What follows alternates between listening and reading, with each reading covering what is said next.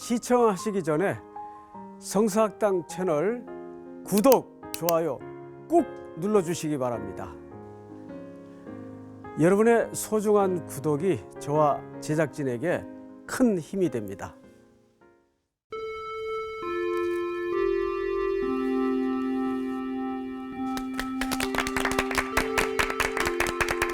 안녕하세요. 안녕하세요. 오늘 새 학생이 신입생이 오셨네, 두 분. 예, 송인찬 학생, 네. 또 하효진 학생. 네. 반갑습니다. 반갑습니다. 반갑습니다. 예, 우리 간단히 자기 소개 좀 하죠.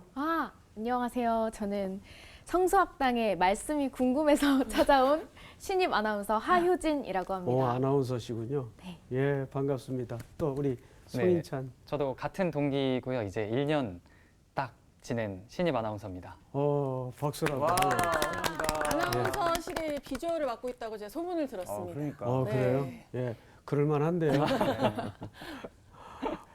요한이 형제 잘 지냈어요? 예, 잘 지냈는데 얼굴이 너무- 어두워요. 예, 그러니까 이 복습을 하는 자리가 참 정말 더 마음껏 축복해드리고 싶은데 제 예. 머릿속에 이제 복습밖에 없어가지고 저희 다른 종교로 빠진 줄 알았어요. 앞에서 옆에서 계속 뭐 주문같이 뭘 자꾸 외우고 있어가지고 어. 네, 중얼중얼하더라고요. 네. 그래도 한번 준비한 거 복습 한번 해보십시다. 해볼까요? 네. 예. 저희가 이제 지난 시간에 고린도전서 15장을 배웠는데요. 네. 네. 15장이 부활장이라고 이렇게 불리더라고요. 그런데 이제 문제는 고린도 교회 성도들이 예수님의 부활을 믿지 않는 사람들이 막 이제 생겨난 거예요. 그래서 바울이 이 고린도전서 이 15장을 통해서 특별히 1절부터 11절까지는 그 부활의 신학적 핵심 메시지를 더 좀 중요하게 전하는 내용을 저희가 지난 시간에 배웠습니다. 그래서 그 이제 내용 속에서 중요한 부분이 예수님의 부활이 없다면 뭐 믿음도 헛된 것이다 네. 라는 그런 부분들을 쭉 이제 다시 소개하기를 시작했고, 그리고 우리가 너무나 잘 알고 있는 고백, 사도 바울조차도 자신이 예수님을 만나게 된 모든 것들을 고백하면서 내가 나 된 것은 오직 하나님의 은혜다 라는 또 고백까지도 이어졌습니다. 근데 제가 되게 인상적이고 좀 마음에 새겨졌던 것은 우리 목사님께서 그 복음은 능력이라고 말씀해 주셨거든요. 근데 복음이 우리들에게 이제 능력이 되는 그 과정이 바로 전하고 받고 서 있는 것. 네, 그것이 바로 복음이 전해지면서 능력이 되는 중요한 과정이라는 것을 말씀해 주셨습니다. 어디서 있어야 되는 건가요? 그 복을 받은 그 자리에서 복음을 선포하며 삶의 자리에서 우리가 딱 잘 든든하게 서 있어야 단단하게 되는. 서 있어야죠. 네. 예, 사실 제일 중요한 이야기를 마지막에 했어요. 복음이라는 것은 정보 전달이 아니고 그 복음이라는 말씀 자체가 살아있고 네. 능력이 있기 때문에 내 연약함과 상관없이 복음이 던져지고 선포되면 복음 자체로 능력을 역사하게 됩니다. 그래서 단순히 일반적인 책에서 읽어내는 데이터나 그런 정보 차원이 아니에요. 예, 박수 한번 하시죠. 오늘 수업 고린도전서 27강 헌금 신앙의 중요한 질서. 고린도전서 16장 중 마지막 장을 이제 공부하는 순서입니다. 우리 송인찬 학생부터. 성도를 위하는 연보에 관하여는 내가 갈라디아 교회들에게 명한 것 같이 너희도 그렇게 하라. 매주 첫날에 너희 각 사람이 수입에 따라 모아두어서 내가 갈 때에 연보를 하지 않게 하라. 내가 이를 때에 너희가 인정한 사람에게 편지를 주어 너희의 은혜를 예루살렘으로 가지고 가게 하리니 만일 나도 가는 것이 합당하면 그들이 나와 함께 가리라. 내가 마게도냐를 지날 터이니 마게도냐를 지난 후에 너희에게 가서 혹 너희와 함께 머물며 겨울을 지낼 듯도 하니 이는 너희가 나를 내가 갈 곳으로 보내어 주게 하려 함이라. 이제는 지나는 길에 너희 보기를 원하지 아니하노니 이는 만일 주께서 허락하시면 얼마 동안 너희와 함께 머물기를 바람이라.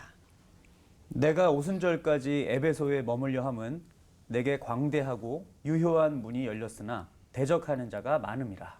네. 아멘. 자, 근데 우선 우리가 쭉 그동안 고린도 전서를 맥락에 이어서 연결고리를 가지고 공부했단 말이에요. 자, 제일 오래된 학생 중에 우리 수혜 학생 한번 생각을 해보세요. 네. 갑자기 16장에 연보 얘기가 나와요. 네. 그럼 맥락적으로 좀 어색하지 않으세요? 연보 얘기를 마지막에 하는 게 그렇죠. 돈 얘기 앞에 꺼내기 그러니까 뒤에 꺼낸 거 아닐까? 네, 저럴 줄 알았어요. 그렇잖아요. 부활 이야기를 아주 장엄하게 하시다가 끄트머리에 왜 연보 얘기를 할까? 이런 게 좀 읽으면서 독자들에게도 좀 궁금하고 이상하게 느껴져야 정상입니다. 뭐 부활 얘기한 다음에 뭐 천국의 소망에 관한 얘기를 한다든지 그러면 좀 맥락이 맞을 것 같은데 뜬금없이 헌금 얘기를 갑자기 할까? 여기에는 깊은 관련성이 있습니다. 그러니까 연보 얘기라는 것은 단순히 보통 우리가 헌금을 얘기하죠. 연보. 연보 얘기라는 것은 단순히 돈의 문제가 아니기 때문입니다. 이제 그 이야기를 오늘 좀 여러분들과 나눌 텐데 네. 우선 사도행전 11장 28절을 좀 빨리 우리 요한 학생이 한번 찾아주세요. 네. 그 중에 아가보라 하는 한 사람이 일어나 성령으로 말하되 천하에 큰 흉년이 들리라 하더니 글라우디오 때에 그렇게 되니라. 네, 이 글라우디오는 로마의 황제 이름을 얘기하죠. 실제 이 클라우디오 황제 때 큰 흉년이 일어납니다. 그때 제일 그 직격탄을 맞은 지역이 굉장히 큰 예루살렘 교회였어요. 예루살렘 교회가 그러니까 뭐 예루살렘 전 지역이 흉년이 들었으니까 교회도 타격이 있었겠죠. 그래서 사도 바울이 이방 선교를 하던 중에 각 이방 교회에 좀 모금 활동을 헌금으로 야 우리가 본부 교회가 어려워졌다는데 좀 도와야 되지 않겠느냐 해서 복음을 받았던 이방 교회들이 거꾸로 본부 교회를 돕는 일이 벌어졌어요. 자, 근데 이게 왜 간단치 않은가 하면 자, 복음은 예루살렘 교회에서 시작이 됐죠. 그래서 이방으로 복음이 뭐 갈라디아니, 에베소서니, 고린도니 복음이 쭉 전해졌는데 글라우디오 황제 때 큰 흉년이 들어 예루살렘 교회가 어려워진 겁니다. 바울이 선교하다가 이 보고를 듣고 이렇게 주변에 복음을 전해 은혜를 받았던 이방 지역의 교회들에게 모금 차원에서 우리가 함께 좀 힘을 써야 되지 않겠느냐 여기까지 온 거예요. 그래서 그들이 헌금을 합니다. 근데 문제는 유대인들에게 적어도 이 문제는 상당히 중요한 문제였어요. 유대인들은 복음을 수출을 하긴 했지만 이방인들에게 대한 껄끄러운 마음이 아직도 남아 있어요. 그런데 오히려 역으로 이방 교회들이 본부 교회를 돕는다. 그러면 그 썩 받아들이기가 쉬웠겠습니까? 어려웠죠. 약간 자존심 상하는 약간 이런 게 그런 부분도 있었을 거고 이건 말이 안 된다. 이런 정서적인 문제도 있었을 거고. 그래서 자체적으로 그 문제에 대해서 심각한 논의가 있었습니다. 실제. 받았을까요? 안 받았을까요? 안 받았을 것 같습니다. 그게 상식이에요. 근데 우리 효진 학생 네. 받았을까요? 안 받았을까요? 받았을 것 같습니다. 역시 그 센스가 있어요. 그래도 받았어요. 근데 이것은 우리가 성경 신학적 관점에서 이해를 해야 돼요.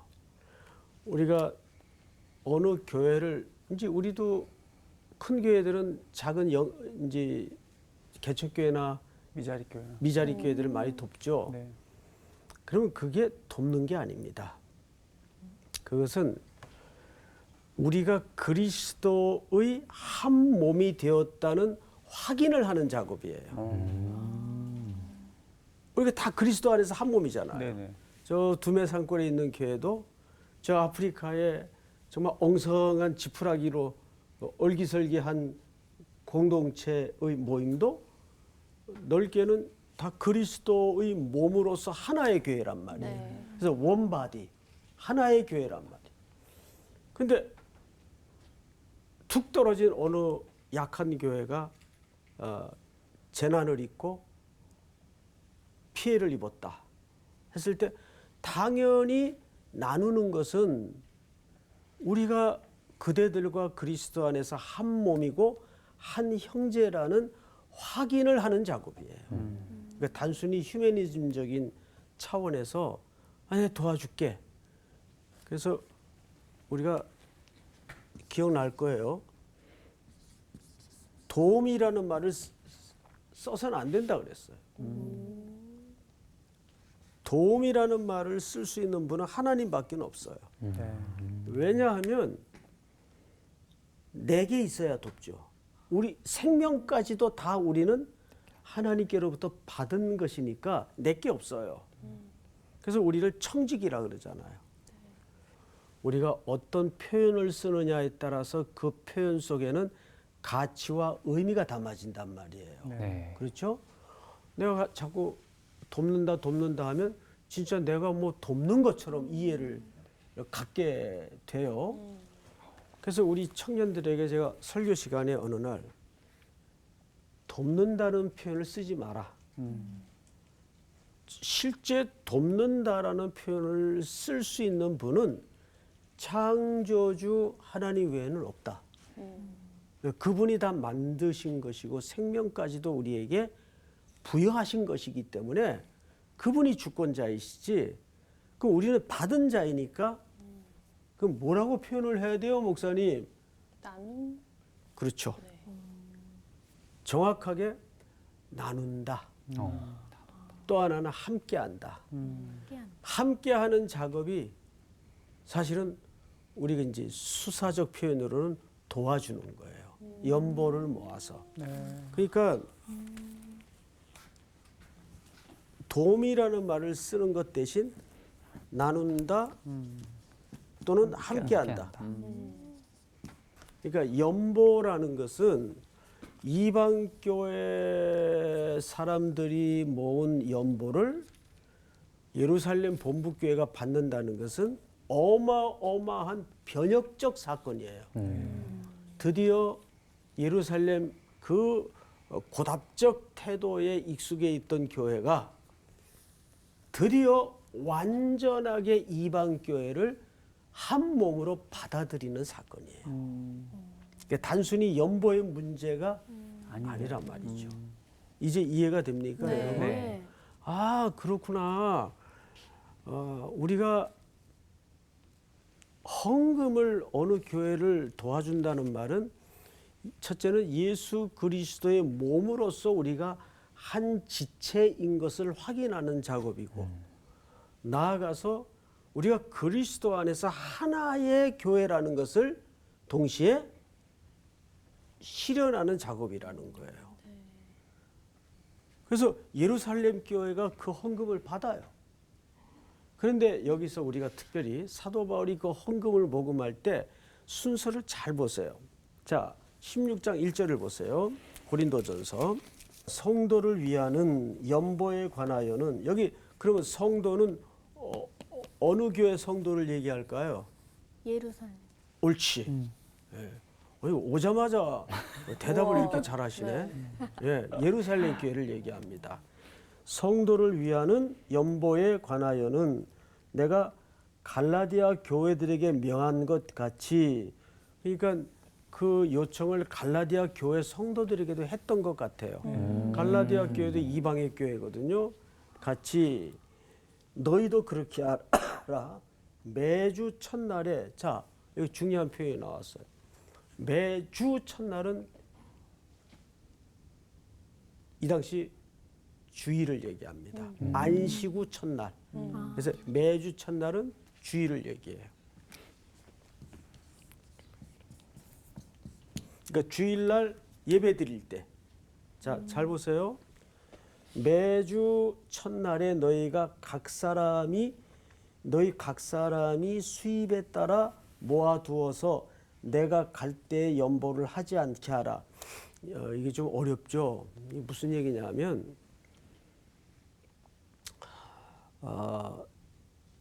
사도 바울 선생님 예루살렘 교회 그 돕기위해서 오셨는데 우리 헌금하자. 이렇게 하지 말라 그 말이에요. 그러면 그 헌금이 즉흥적인 헌금이 돼요. 그렇게 하지 말고 예배의 날, 예배의 시간에 헌금을 들여서 모아두라 그 말이에요. 그러면 여기에서 우리가 또 하나의 예배 속에 중요한 질서가 하나 깨달아지는데, 헌금을 드리는 것도 중요한 예배의 한 부분이라 그 말이에요. 네. 그러니까 예배 때 수입 중에 예물을 들여서 모아두었다가 내가 도착하면 그렇게 정상적인 예배 시간에 드려진 헌금을 우리가 구제하는데 사용하도록 하자. 이걸 얘기하는 거예요. 그러니까 여기서 내가 도착할 때 그때 막 부랴부랴, 야 바울 선생 오셨는데 우리가 그래도 좀 그래도 명분은 있어야 되지 않겠느냐, 생색은 내야 되지 않겠느냐, 이런 헌금은 건강한 헌금이 될 수가 없다 그 말이에요. 그러니까 이벤트성으로 될 수 있는 게 아닌데. 그렇죠. 아주 제가 아쉬웠던 표현을 잘했어요. 이벤트성, 목적형 이런 헌금은 상당히 헌금이 과장될 가능성이 많아요. 집에 와서 이제 후회한다. 막 내고. 그러니까 하나님한테 기쁨으로 드리지 못하는 게 되는 거죠. 헌금. 그래서 헌금은 계획성 있게 해야 돼요. 맞습니다. 자, 그다음에 3절을 한번 향기 학생 읽어. 조수희 학생. 향기야. 조수희 학생. 내가 이를 때 너희가 인정한 사람에게 편지를 주어 너희의 은혜를 예루살렘으로 가지고 가게 하리니 자, 만일 여기서 인정한 사람이 누굴까요? 인정한 사람. 내가 이를 때 아주 중요한 표현인데, 인정한 사람. 당시 교회 조직 중에 사도행전 앞부분에 보면 교회가 구제하는 일로 어려움에 처해지니까 갈등이 일어나고 하니까 교회가 조직을 만들었어요. 첫 번째 조직이 뭐예요? 안수 집사를 세우는 겁니다. 그래서 이게 재정에 관련된 문제이기 때문에 아마 여기 인정한이라는 표현은 안수 집사들을 얘기한다로 보는 것이 맞습니다. 그 부분을 다시 한번 읽어드릴게요. 내가 이를 때 너희가 인정한 사람에게 편지를 주어 너희의 은혜는 너희가 모아둔 헌금, 네. 너희가 받은 은혜. 그러니까 우리가 헌금은, 내가 헌금을 드린다는 것은 도와준다는 개념이 아니라 그 어떤 연약한 현장의 형제들에게 내가 함께 한다는 뜻이거든요.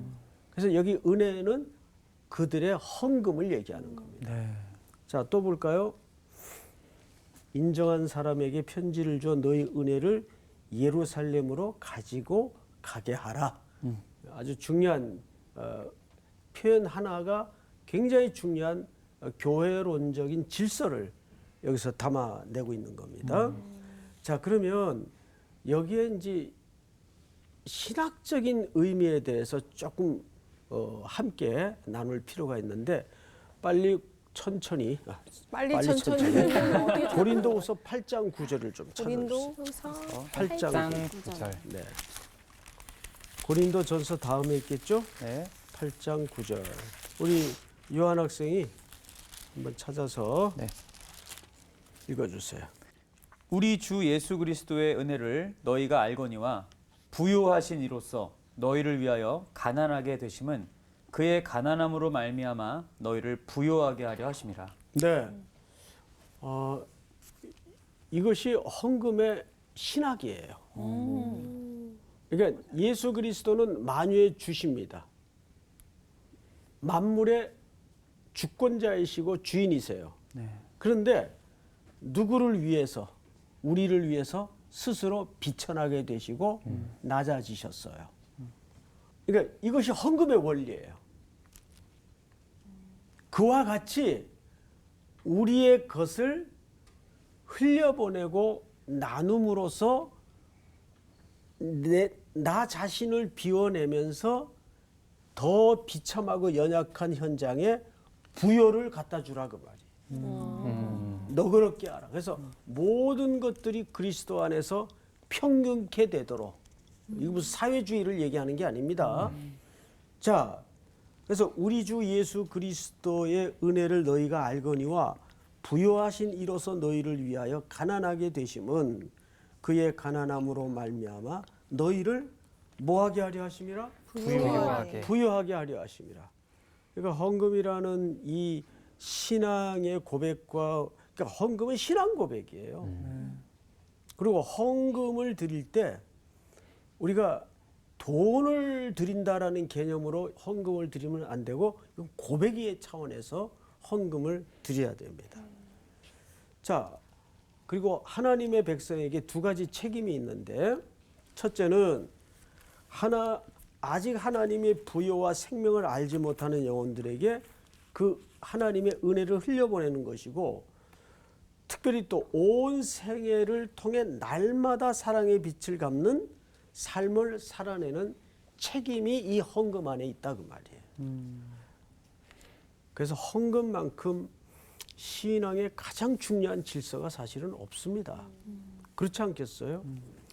우리가 남을 돕고 남을 부유하게 만드는 것이 공허한 언어의 유의로 이루어지는 것은 아닙니다. 실질적인 나눔의 실천이 있을 때 그게 가능해지는 거예요. 그러니까 하나님께서도 아들 독생자 예수 그리스도를 이 땅에 내놓으셨어요. 우리를 위해서 연보하셨단 말이에요. 쉽게 얘기하면. 그와 같이 우리의 삶도 우리의 이웃과 처참하고 비참한 현장을 위해서 내놓는 삶이 있어야. 근데 많은 사람들이 이런 이제 얘기를 할 때가 있어요. 그 사람들은 자기가 게을러서 저 모양이 된 걸 왜 우리가 책임을 져야 되느냐. 또 어떤 사람은 태어날 때부터 약하게 태어났어요. 그럼 그건 누가 책임져야 될까요? 우리가 같이 책임짐으로써 먼저 그 약하게 태어난 사람들을 우리가 함께함으로써 그 속에 구원의 원리가 숨어져 있다는 것을 놓쳐서는 안 됩니다. 나도 하나님이 먼저 나를 찾아오시고 함께 해주지 않았다면 저와 같은 처지에 그냥 방치돼 있었을 영혼인데 아들 예수 그리스도를 내놓으심으로 내가 부유한 자가 됐어요. 그리스도 안에서. 그래서 예수 그리스도 안에 있을 때 우리는 완전한 사람이 되는 게 아니고 온전한 사람이 되는 거예요. 그러니까 완전한 개념보다 더 큰 개념이 온전하게 되는 거예요. 그 완전하다는 말은 퍼펙트한 걸 완전하다 그러죠. 네. 근데 그건 하나님밖에 퍼펙트한 분이 없어요. 그러면 거지가 되었던 둘째 아들이 아버지의 집으로 돌아와 아버지의 품에 안길 때 완전하게 된 겁니까? 온전하게 된 겁니까? 온전하게 된 거예요. 이 모든 것들이 그 아들의 유산으로 회복이 돼요. 그러니까 온전하게 되는 거예요. 그래서 우리가 그런 이들을 평생 이 모양 저 모양으로든 함께 나누는 삶이 연보하는 삶이라는 거죠. 자, 진도를 좀 더 나가서 우리 로마서 15장을 한번 좀 찾아보실까요? 로마서 15장. 자, 15장 25절 수희 학생. 그러나 이제는 내가 성도를 섬기는 일로 예루살렘에 가노니 이는 마게도냐와 아가야 사람들이 예루살렘 성도 중 가난한 자들을 위하여 기쁘게 얼마를 연보하였습니다. 계속해서 저희가 기뻐서 하였거니와 또한 저희는 그들에게 빚진 자니 만일 이방인들이 그들의 영적인 것을 나눠 가졌으면 육적인 것으로 그들을 섬기는 것이 마땅하니라. 네, 야, 중요한 이야기인데 지금 막 설립된 이방 교회들이 모교인 예루살렘 교회를 돕기 위해 헌금을 하는 것은 그리스도 안에서 한 지체 한 몸을 이루는 것을 확인하는 적극적인 표현이에요. 동시에 자존심 강한 유대인들이 이방 교회 성도들의 도움을 거부하지 않았어요. 그 헌금을 받았단 말이에요. 그리고 단순히 헌금을 물질이 아닌 마음이요 사랑이요 신앙으로 이해를 했을 때 그걸 받을 수 있었던 거죠. 그래서 우리는 여기에서 누구의 도움을 자존심 차원에서 거부하거나 하는 것은 미성숙한 태도입니다. 신앙이 미성숙한 거예요. 사실 그런 경우가 굉장히 많아요. 이제 명절 때 우리도 이제 전혀 무명으로 모르게 많은 성도들을 이제 나눠요. 그럼 가끔 가다가 이게 막 너무 자존심 상해서 거부하는 사람들이 있어요. 근데 제가 그럴 필요 없거든요. 이것은 하나님께서 내 형편을 아시고 교회와 성도들의 손길을 통해 정말 저들이 나를 한 형제로 한 자매로 고백하는 저 귀한 나눔이구나. 그 받을 수 있어야 돼요. 그게 건강한 신앙인데 이걸 자존심 차원에서 아유 나 뭐 그 정도는 아니라고 막 이래가면서 거부를 할 때가 사실은 있어요. 그래서 참 도움을 주는 것도 어렵지만 도움을 받는 것도 쉽지가 않아요. 이 양자가 건강한 신앙의 이해에 서 있을 때 그것이 행복한 나눔이 되는 거죠. 네. 이제 5절로 넘어갑니다. 5절. 고린도전서 5절을 우리 하효진 학생이 한번 읽어주실래요? 네. 내가 마게도냐를 지날 터이니 마게도냐를 지난 후에 너희에게 가서 계속해서 혹 너희와 함께 머물며 겨울을 지낼 듯도 하니 이는 너희가 나를 내가 갈 곳으로 보내어 주게 하려 함이라. 이제는 지나는 길에 너희 보기를 원하지 아니하노니 이는 만일 주께서 허락하시면 얼마 동안 너희와 함께 머물기를 바람이라. 내가 오순절까지 에베소에 머물려 함은 내게 광대하고 유효한 문이 열렸으나 대적하는 자가 많음이라. 네, 여기까지. 네. 자, 1절에 그 갈라디아서 교회가 나왔어요. 그죠? 네. 그다음에 또 3절에 예루살렘 교회가 등장을 했어요. 맞죠? 네. 네. 예. 그다음에 또 5절에 마게도냐 교회가 지금 막 등장을 하죠. 그리고 15절쯤 가면 쭉 내려서 15절 한번 볼까요? 형제들아, 스데바나의 집은 곧 아가야의 첫 열매요 또 성도 섬기기로 작정한 줄을 너희가 아는지라 내가 너희를 권하노니 그 스데바나의 집이 등장을 해요. 쭉 내려가서 19절 우리 요한 학생 한번 읽어볼까요? 네. 아시아의 교회들이 너희에게 문안하고 아골라와 브리스가와 그 집에 있는 교회가 주 안에서 너희에게 간절히 문안하고. 네. 지금 두 가지가 등장을 했어요. 하나는 장소, 그 바울이 다 관련돼 있는 장소. 또 하나는 사람이 등장을 했어요. 맞죠? 네. 네. 자, 이것이 오늘 과연 뭘 얘기하고 싶은 걸까? 성경을 좀 보십시다. 우선 저 열거된 장소들은 사도 바울이 사역했던 현장들입니다. 거기에 나타난 결실들이에요. 자, 그런데 바울은 어디서나 사역하든지 그곳에 공통 분모가 있습니다. 항상 동역자들을 세워놓습니다.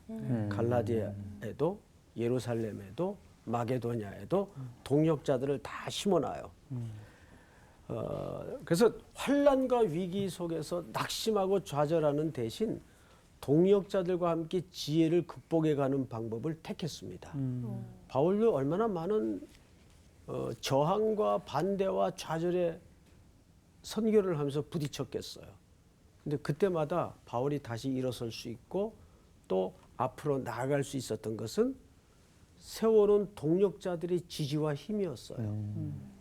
사람은 누구나 응원과 격려가 필요해요. 자, 우리 한번 데살로니가전서 4장을 보세요. 4장. 4장을 보시면 1절 다 찾으셨나요? 네. 그러므로 형제들아 우리가 끝으로 주 예수 안에서 너희에게 구하고 권면하노니 너희가 마땅히 어떻게 행하며 하나님을 기쁘시게 할 수 있는지를 우리에게 배웠으니 곧 너희가 행하는 바라 더욱 많이 힘쓰라. 우리 2절 다 같이 시작. 우리가 주 예수로 말미암아 너희에게 무슨 명령으로 준 것을 너희가 아느니라. 네, 여기서 사도 바울이 말하고자 하는 초점이 뭐냐 하면 그렇게 각 지역마다 세워놓았던 동역자들이 자기하고 똑같은 목회 철학을 가지고 그 지역에서 각자의 역할을 하기를 열망하고 있었다는 겁니다. 자, 그러면 이제 오늘 가장 중요한 내가 오순절까지 에베소에 머물려 함은 내게 광대하고 유효한 문이 열렸으나 대적하는 자가 많음이라. 이게 무슨 뜻일까요? 그래서 일반 역사를 보면 학자들의 종합적인 견해입니다. 연대를 거꾸로 추적해서 봤더니 사도 바울이 에베소에 머물러 있던 요 시기에 올림픽이 열립니다. 고대 올림픽이 열려요. 그 올림픽이 열리면 에베소 쪽으로 사람들이 어마어마하게 들어옵니다. 그러니까 여기 광대하고 유효한 문이 열렸다는 것은 무슨 뜻인가 하면 복음을 전할 수 있는 어마어마한 기회가 찾아왔으니까 나는 여기에 조금 더 머물러 있어야 되겠다. 자, 근데 항상 여러분 복음을 전하고자 하는 데는 악한 영이 팔짱 끼고 가만히 있지 않죠. 네. 9절을 다시 보세요. 9절. 그런 차원에서 16장 9절을 보시면 제가 읽겠습니다. 내게 광대하고 유한 문이 열렸으나 뭐가 많음이라? 대적하는 자가 많음이라. 여러분 이런 영적인 실존을 좀 우리도 감각을 가지고 살아야 돼요. 항상 이 세상은 보이지 않는 영적인 실존이 있다는 걸 잊어서는 안 돼요. 어둠의 영이 복음을 어떻게 하든 방해하려고 아주 요즘은 거칠게 그렇게 들어오질 않고 교묘하게 은혜로운 수단으로 들어오고 맞아요. 대적하는 방법도 굉장히 세련되게 대적을 합니다. 이데올기로 들어오고 사상적으로 들어오고 그래서 교회를 자꾸 나눠놔요. 회파시키고. 우리가 이런 것들을 조심해야 됩니다. 이것은 고대 사도 바울이 살았던 시대도 똑같습니다. 그래서 마지막으로 우리가 성경을 보시면 우리 사도행전 19장을 한번 찾고 끝내겠습니다. 네. 사도행전 19장 앞으로 넘겨서 8절을 우리 수희 학생이 한번 읽어보세요. 바울이 회당에 들어가 석 달 동안 담대히 하나님 나라에 관하여 강론하며 권면하되 어떤 사람들은 마음이 굳어 순종하지 않고 무리 앞에서 이 도를 비방하거늘 바울이 그들을 떠나 제자들을 따로 세우고 두란노 서원에서 날마다 강론하니라. 계속. 2해 동안 이같이 하니 아시아에 사는 자는 유대인이나 헬라인이나 다 주의 말씀을 듣더라. 네, 바로 광대하고 유해한 문이 열렸다는 것이 이 말입니다. 그러니까 사도 바울이 여기서 한 두란노 서원에서 한 2년 가까이 복음을 전하고 복음을 가르쳐요. 그러면서 여기에 머물렀던 사람들은 거의 복음을 듣게 돼요. 네. 그래서 여러분 놀라운 일이 뭔지 아세요? 골로새의 교회 개척이 됩니다. 근데 바울이 거기 가본 적이 없어요. 골로새에서 왔던 사람 하나가 여기서 복음을 듣고 돌아가서 교회를 설립하고 복음의 뿌리를 내리기 시작합니다. 우리 그 부분을 마지막으로 확인하고 오늘 공부를 마무리하도록 하겠습니다. 골로새서 1장을 열어주세요. 골로새서. 자, 1장 1절을 우리 송인찬 아나운서 한번 읽어주시겠습니까? 하나님의 뜻으로 말미암아 그리스도 예수의 사도된 바울과 형제 디모데는 골로새에 있는 성도들 곧 그리스도 안에서 신실한 형제들에게 편지하노니 우리 아버지 하나님으로부터 은혜와 평강이 너희에게 있을지어다. 우리가 너희를 위하여 기도할 때마다 하나님 곧 우리 주 예수 그리스도의 아버지께 감사하노라. 이는 그리스도 예수 안에 너희의 믿음과 모든 성도에 대한 사랑을 들었으며. 자, 여기서 보세요. 너희의 믿음에 대한 모든 사랑을 내가 들었다. 5절부터 우리 하효진 학생 읽어보세요. 너희를 위하여 하늘에 쌓아둔 소망으로 말미암음이니 곧 너희가 전에 복음 진리의 말씀을 들은 것이라. 이 복음이 이미 너희에게 이름에 너희가 듣고 참으로 하나님의 은혜를 깨달은 날부터 너희 중에서와 같이 또한 온 천하에서도 열매를 맺어 자라는도다. 네.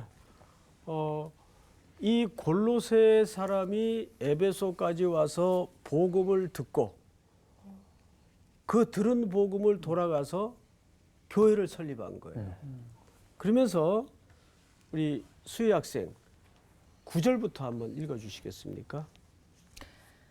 이로써 우리도 듣던 날부터 너희를 위하여 기도하기를 그치지 아니하고 구하노니 너희로 하여금 모든 신령한 지혜와 총명에 하나님의 뜻을 아는 것으로 채우게 하시고 주께 합당하게 행하여 범사에 기쁘시게 하고 모든 선한 일에 열매를 맺게 하시며 하나님을 아는 것에 자라게 하시고 그의 영광의 힘을 따라 모든 능력으로 능하게 하시며 기쁨으로 모든 견딤과 오래 참음에 이르게 하시고 우리 12절 다 같이 시작.